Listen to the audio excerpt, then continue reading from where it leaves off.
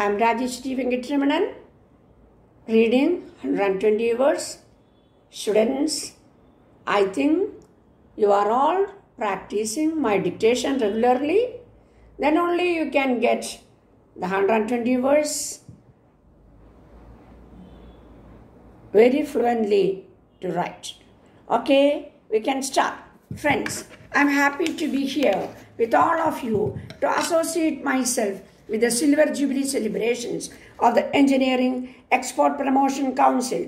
During the 25 years of its existence, it has done useful work. It is evident from the growth of engineering exports from a modest figure of 500 crores of rupees to the present impressive figure of 900 crores. The Council deserves to be congratulated on its excellent performance. During the last 3 decades, the country has made good progress in the development of agriculture and industry and in building up the infrastructure for a wide range of services. We are now manufacturing a variety of capital and consumer goods. The export base of the country has been expanded and strengthened. The engineering sector in India has contributed to it in a great measure. It is appropriate that on this occasion we should consider what we have already done to promote export of finished goods and what remains to be done.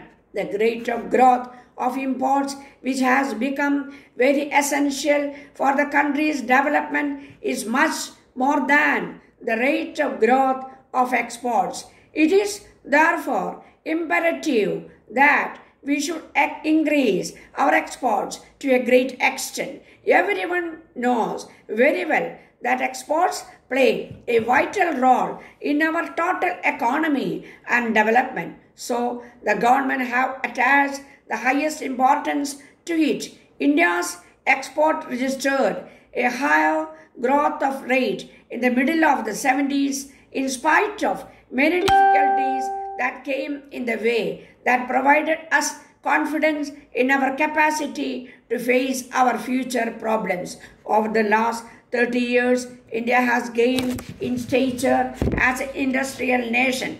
Our technical and scientific manpower is among one of the largest in the world. We now have the manufacturing capacity in a wide range of heavy, medium, and light industries. There has also been a substantial increase in the export of manufactured goods. Still, our share of the total world trade in this item is negligible. Our aim should be to secure a much higher share of the world market and also to change the competition of our exports. The objectives which the Council has set before itself are really laudable. These goals can be reached only if every member of the Council identifies himself with them and makes his own contribution. While it may be necessary to improve higher technology for some time, we must continue our efforts in research and development to improve our own technology. Each manufacturing until must lay stress on the quality of products so that they may find ready acceptance all over the globe. The success of any effort for sustained export drive depends on our exports' actual performance of contracts which they have been able to secure. Quality consciousness has to be a part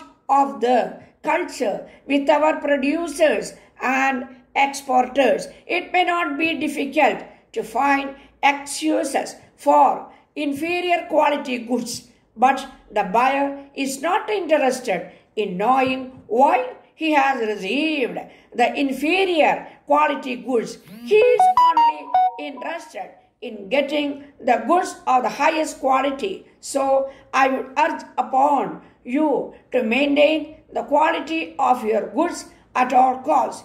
A satisfied customer is the best publicity that an exporter and his country can have. I am grateful to the Minister for Communications and your council for inviting me to this function today. You will have to play a very important role in the industrial growth of this country. I am quite sure you will continue to maintain it in future. Thank you. Letter from Lakshmi Enterprises, Madurai, to the General Manager, Messrs.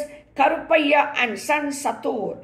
Dear Sir, we acknowledge the receipt of your letter of the 6th March 1995. We are very much pained to note that our salesman has not behaved as he should with great your representative when he came to our firm to make certain enquiries. In the first instance, we express our sincere regrets to you. We have made a preliminary enquiry into the matter and find that there is some justification for your complaint. We have therefore placed the salesman under suspension. We also propose to take suitable disciplinary action against him after a detailed inquiry into the matter. As per our service rules, if the charge is proved beyond doubt, he is even liable for dismissal from service. We take this opportunity to assure you that such incidents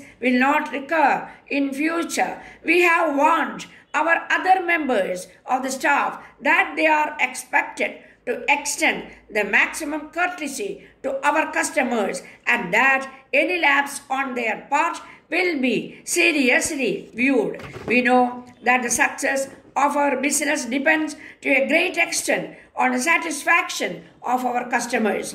Under the circumstances, we request you to treat the matter as closed. We hope and trust that you will continue to patronize in future. We assure you of our continued cordial, prompt and dependable service at all times. Yours faithfully,